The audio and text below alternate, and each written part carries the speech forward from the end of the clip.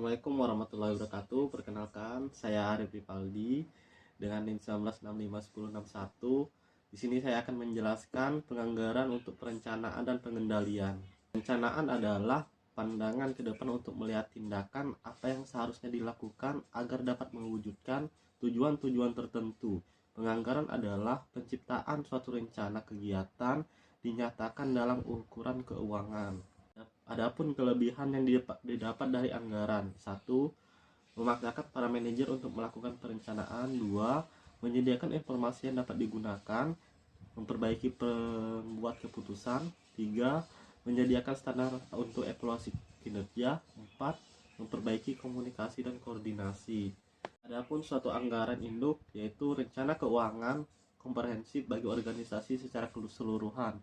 Komponen utama anggaran induk adalah: 1. Anggaran operasional, aktivitas yang menghasilkan pendapatan untuk perusahaan, penjualan, produksi, dan persediaan barang jadi. Hasil utama anggaran operasi adalah laba rugi.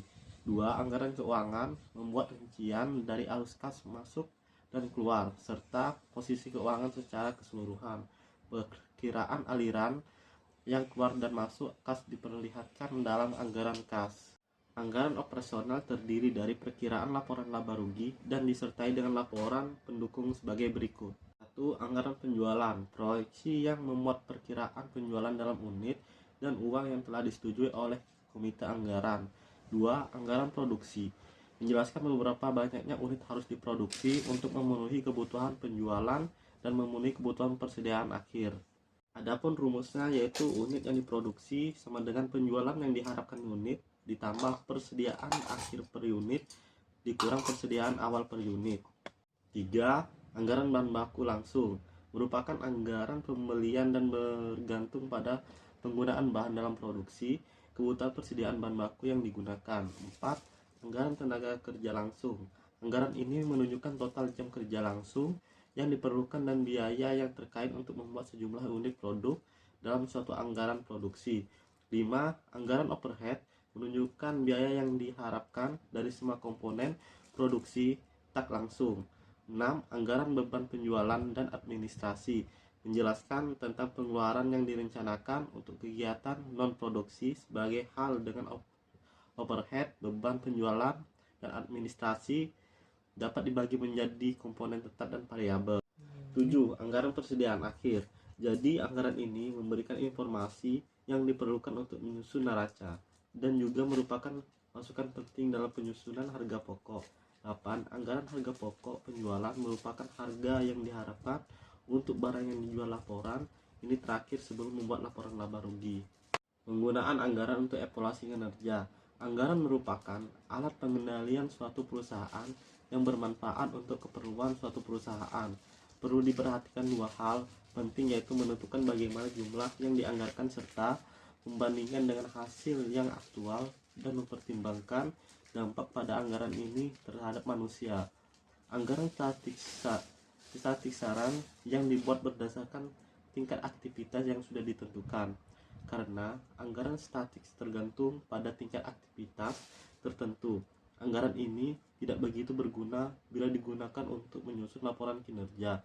Untuk membuat laporan kinerja yang lebih berguna, biaya aktual dan biaya yang diharapkan harus dibandingkan tingkat aktivitas yang sama.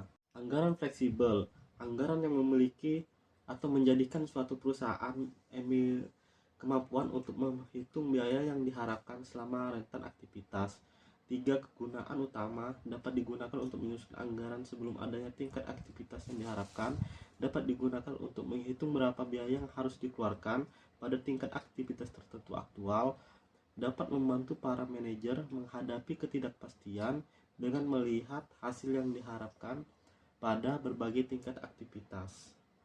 Adapun di sini dimensi perilaku dari penganggaran. Anggaran seringkali digunakan untuk menilai suatu kinerja para manajer, baik bonus, kenaikan gaji, dan promosi. Ditentukan oleh kemampuan manajer dalam menciptakan suatu melampaui tujuan yang ditentukan. 1. Perilaku positif terjadi bila tujuan dan setiap manajer sesuai dengan tujuan organisasi. 2. Perilaku disfungsional merupakan perilaku individu yang memiliki konflik dasar dari tujuan organisasi.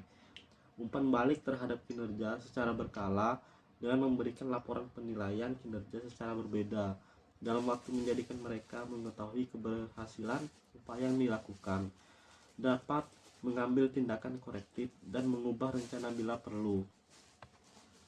Insentif moneter dan non-moneter. Individu termotivasi tidak hanya oleh hadiah. Selain faktor ekonomi, individu termotivasi oleh jaringan kompleks dari psikologi serta faktor sosial. Hal yang digunakan perusahaan untuk mempengaruhi para manajer agar menyerahkan kemampuan terbaiknya untuk mencapai tujuan organisasi.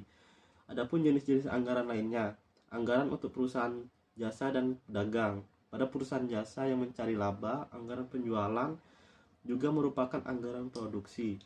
Anggaran penjualan mengidentifikasikan setiap jasa serta kualitasnya yang akan dijual karena mempunyai persediaan barang jadi, maka jasa yang diberikan merupakan jasa yang terjual. Terus, penganggaran partisipatif memberikan kesempatan bagi para manajer untuk menyusun suatu anggaran.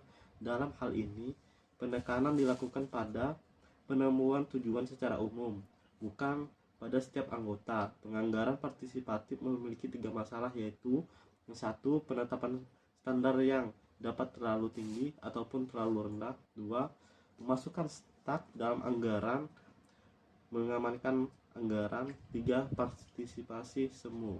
Mungkin itu saja dari saya. Saya Arif Ripaldi selaku pembawa materi, pamit undur diri.